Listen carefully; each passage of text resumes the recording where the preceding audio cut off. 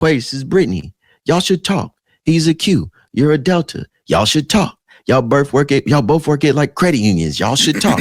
So we talked, and then it rained, and we all went up under the little cover, and then it stopped raining, and we went back out to the middle of the dance or whatever, the little situation, and we kicked it, talked, danced, asked her questions. Where's she from? She from South Carolina. I was from North Carolina. We talked, da-da-da-da. I got her number, and then on my way home, my brother called me from jail. He was in Alabama. He was like, hey, what's going on, bro? How you doing? And I was like, I'm all right. I think I met my wife. I was kind of bullshitting, but I wasn't. So I think early on, I knew that something was coming from it. I just didn't know what. And then fast forward, when we get married, we got married 2020, but we really started dating 2016 for real. So yeah, we met at Black August, man, through Jesse. Shout out to Jesse. Cheers to Jesse. Boom. Shout out to Jesse, man. Yeah. Shout out to Jesse. You know, and Jesse, if you see this clip, you watch this, you are in mind for doing this podcast. I had a conversation with Jesse at an event or at like a little gathering. This was maybe last summer, maybe someone's house, and Jesse was there. We had some conversation, and I was thinking about podcasts at the time. Like, this guy needs to be on a podcast. He would do it.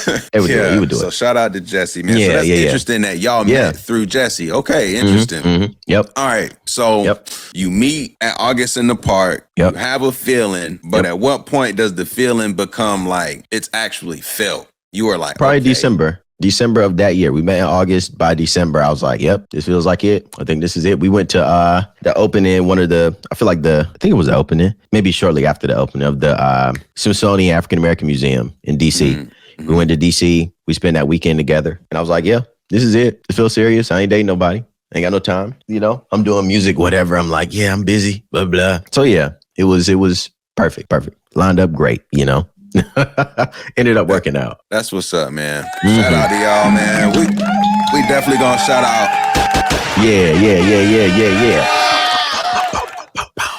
We definitely gonna shout out the Black love, man. We gotta do that. Okay, so and to your point about, you mentioned like there's a statistic about Black women being the least desired, which is fascinating because when you also look at statistics, it shows that Black men are also married to Black women literally at higher rates than most other people. And we are obviously marrying our own. So I think that's significant. So I guess it is. Go ahead. I'm saying that it's silly to me for people to say like, because I got a cousin, you know, he's deep in the hole. But talking about Black women being least desired, but when you look at marriages, Black men are married to Black women in largely.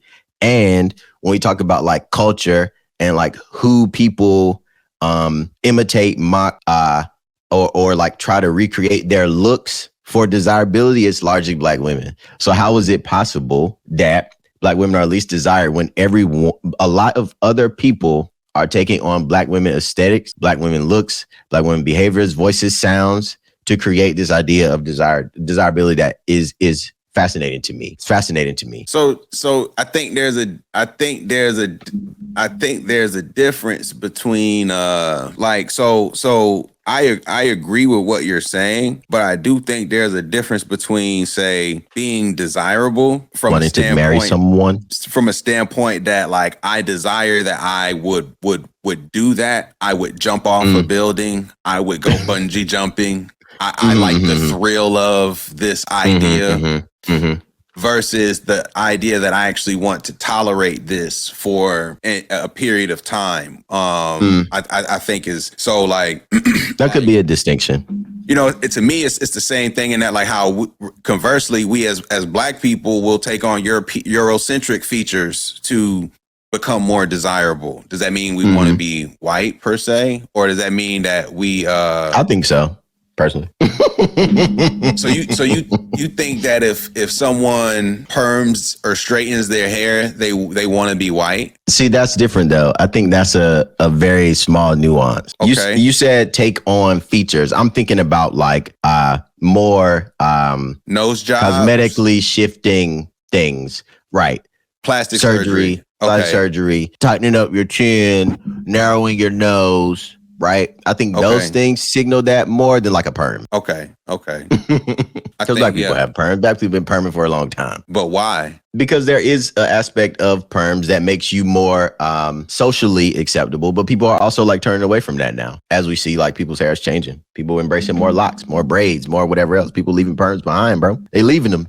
They leaving them. Look, but does it mean back in the day though? I think in some instances, yeah. Because it's like if I do challenge the notion that if I am born into a system of power that requires certain strategic moves to make my life more fluid and less friction, doesn't mean I want to be like those people. It means I'm looking out for my well-being. And you're seeing that as more of a strategy to me to create like ease in your life rather than like aspiring to be this thing. It's a survival mechanism. I can see that.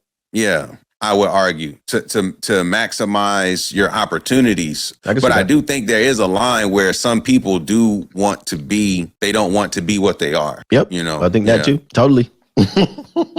Totally. Not wanting to be what you are is one thing. But so 2017, yep. You end up relocating to Durham, taking on clients. Yep. Okay. So how is it then, like, at what point do you start writing in like this idea of Yonda? Like, when is it sparked? When was that? 2020. My great grandmother, the one I lived with as a kid, died in 2020. So after that, I was like trying to figure out what is my family going to be like now without my great grandmother, who's like the core of the family, right? Like everybody gathers around her. Holidays are spent at her house. Like she's a central figure for most of us. So it was like, how does this work? You go home. Home for me is like my grandma's house. So I go home. She ain't there. What do I do? She left her properties and things to me. So like now I have these things. What do I do? Like, do I live there? Obviously not.